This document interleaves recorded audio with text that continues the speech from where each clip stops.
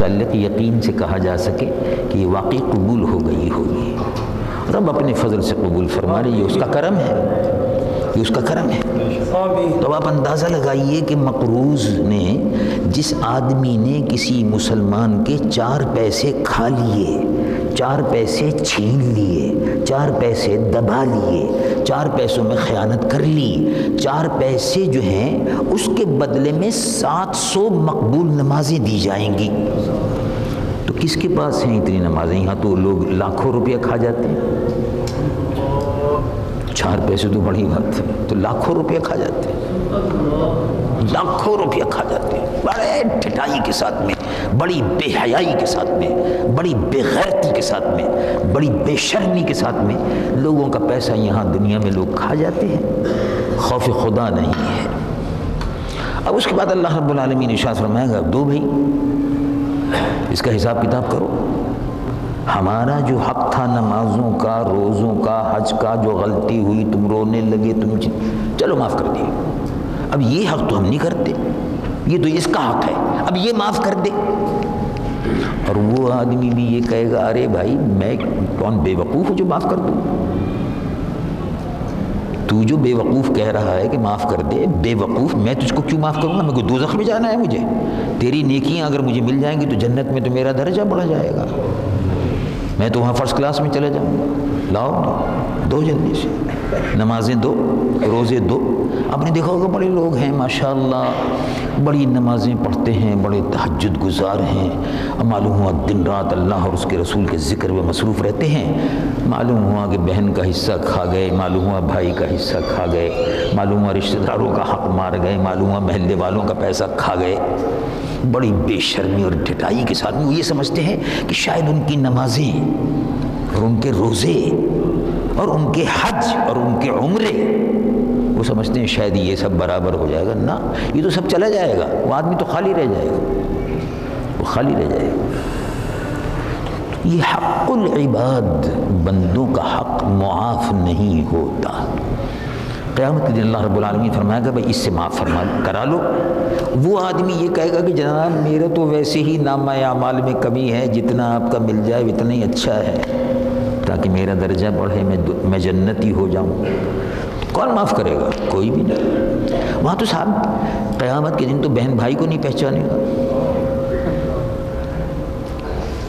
ہاں، تو اسی لیے قرآن مجید و فرقان حمید میں ارشاد فرمایا کہ قیامت کے دن کوئی رشتہ کام نہیں آئے گا. یہ بہن بھائی جو ہیں سب کسی کو نہیں پہچانیں گے. ماں اور باپ بھی، یوم یفر المرء من اخیہ و امہ و ابیہ و صاحبہ و صاحبتہ و بنیہ.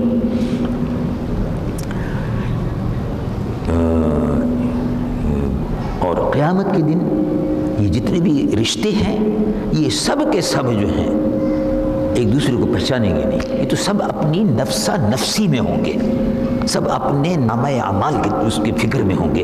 سب سوانیزے پر آفتاب ہوگا، تانبے کی زمین ہوگی، حشر کا میدان ہوگا، سب کو نفسی نفسی پڑی ہوئی ہوگی. کون کسی کو دے گا اور کون کسی سے لے گا؟ تو اس لیے میں عرض جو کر رہا تھا وہ یہ تھی کہ قرآن مجید فرقان حمید میں جہاں نماز فرض ہے، روزہ فرض ہے، حج فرض ہے، زکوٰۃ فرض ہے، وہاں اسی کے ساتھ ساتھ بندوں کا حق بڑا اہم ہے. ایک شخص اگر والدین کا نافرمان ہے، بڑا نمازی ہے، بلکہ چلے کرتا ہے اور اعتکاف میں بیٹھتا ہے، ماں باپ ناراض ہیں تو وہ ساری نمازیں اس کے منہ پہ مار دی جائیں گی، اس لیے اس نے والدین کا حق ادا نہیں کیا. اسی طرح سے ایک شخص نمازی ہے، پرہیزگار ہے، روزدار ہے، لیکن لوگوں کے حقوق مار لیتا ہے، کسی کا پیسہ کھا گیا، کسی کی جائیداد ہضم کر گیا، کسی کی زمین پہ قبضہ کر لیا. اور پاکستان میں تو بہت ہو گیا نا، زمینوں پہ قبضہ کرتے رہتے ہیں، قبضے گروپ، مکانوں پہ قبضہ، زمینوں پہ قبضہ، کوئی جگہ خالی دیکھی قبضہ کر لیا، قبضہ کرنے کے بعد اب اس کو بیچنا شروع کر دیا. بعد میں ایک آدمی آ رہا ہے، وہ کہہ رہا ہے صاحب یہ تو میری زمین تھی، دیکھیے کاغذات یہ ہیں. میں چھوڑو چلو یہاں سے. اب چونکہ وہ قبضہ گروپ ہے، ان کے پاس حکومت بھی ہے، ان کے پاس غنڈے بھی ہیں، ان کے پاس بدماش بھی ہیں، حکومت میں اثر و رسوخ ہے اور پیسہ ہے، زمین پر قبضہ کر لیا. چنانچہ حدیث شریف میں حضور پرنور سید العالمین محمد الرسول اللہ صلی اللہ علیہ وسلم نے ارشاد فرمایا کہ وہ مرنے کے بعد زمین اس کے گلے میں ڈال دی جائے گی.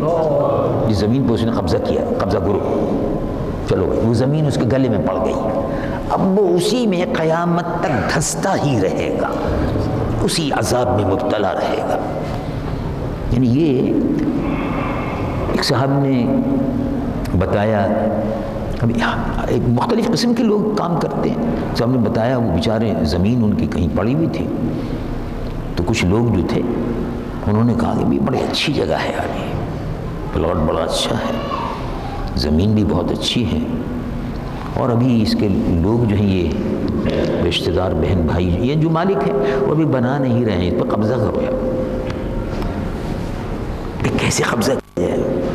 وہ چھوٹی سی مسجد بنا دو. دو صاحب مسجد بنا دی.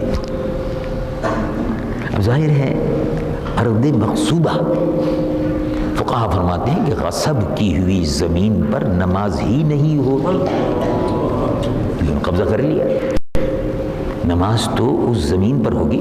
آپ کو معلوم ہے کہ مدینہ منورہ میں حضور پرنور سید العالمین مصطفیٰ صلی اللہ علیہ وسلم تشریف لائے تو مسجد نبوی کی جو آج زمین ہے، اس زمین کو خریدنے کا مسئلہ ہوا تو چھوٹے بچے تھے،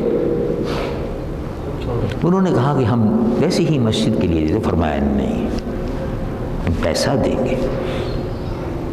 تم خوش دلی سے بھی دینا چاہتے ہو تو نہیں، پیسہ دیں گے، بچے ہو ابھی. چنانچہ زمین خریدی گئی. اس زمین اگر خریدی نہ گئی ہو یا کسی نے وقف کر دی ہو اپنی مرضی سے خوشی سے، وہ تو دوسری بات ہے، یا خریدی ہو تو دوسری بات ہے. ایسی کسی کے چلتے پھرتے زمین پہ قبضہ کر کے مسجد بنا کے نماز پڑھنا شروع کر دو، قطعاً جائز نہیں ہے. ارض مغصوبہ ہے، غصب کی ہوئی زمین ہے، غصب کر لیا اور مسجد دکھانے کے لیے مسجد بنا دی، بیچارے پریشان. اور اس کے بعد اس کے ساتھ ساتھ دکانیں بنا کے اور دکانوں کو پگڑیوں پہ دے دی اور پگڑی لے کے پیسہ کھا کے بھاگ گئے. قبضہ کرو، وہ بیچارہ اپنی زمین سے محروم ہو گیا. مسجد بن گئی. اب ظاہر ہے وہ کہے کہ بھائی مسجد ہٹاؤ یہاں سے، یہ تو میری جائیداد ہے، پرسنل ہے. تو لوگ کہیں گے دیکھو مسجد کو ڈھانا چاہتا ہے، گھر میں اگر ہے بھی تو دے دو، چلو چھوڑو. اب پیسہ لے کے لوگ کھا گئے. مطلب عرض کرنے کا یہ ہے کہ اس طرح سے لوگ باغ دھوکہ دیتے ہیں لوگوں کو، زمینوں پہ قبضے کرتے ہیں، لوگوں کے حقوق مارتے ہیں، چند روزہ زندگی کے لیے کرتے ہیں، باقی سب اللہ کے حضور میں ان سب بدی کا، ان سب برائیوں کا حساب دینا ہوگا. اور اتنا سخت حساب ہوگا یہ کہ جتنی نیکیاں کی ہیں وہ سب چلی جائیں گی اور آدمی خالی ہاتھ رہ جائے گا. تو حق العباد بڑا اہم ہے. زکوٰۃ میں بھی آپ نے ملاحظہ فرمایا کہ زکوٰۃ کو لوگوں کے گھروں پہ پہنچا کر مستحقین میں تقسیم کر کے دینا چاہیے. مستحقین کے گھر پہ پہنچے، مستحق کے ہاتھ میں پہنچے، تلاش کر کے دو، جہاں جہاں مستحق ہے ان کو دو. جو زکوٰۃ لیتے ہیں، لینے والے ہیں، ان مستحقین کے ہاتھ میں جا کر زکوٰۃ دو.